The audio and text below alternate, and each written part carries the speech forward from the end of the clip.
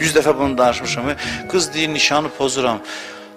Alim danışırdı, bunu deyir ki, gətirdi ki, nişanı pozuram. Dedim, ay bala, niyə? Oğlan gəlib ki, valla bu yaxşı qızdır, yaxşı idi münasibət, pozur nişanı. Heç nə də olmayıb aramızda. Niyə görə?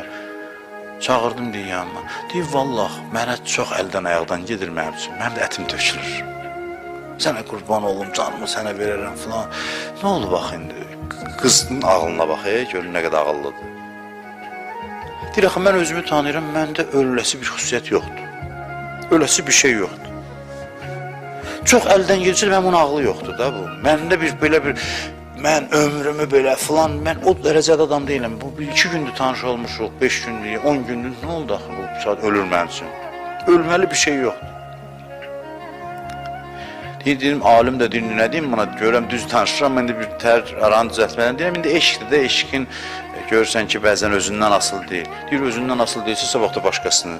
Gördüm ki, yox, mən mümkün deyil bu qızla. Əgər bunun özündən asılı deyilsə, sabah bəlkə özündən asılı olmadı, başqası üçün əldən getdi.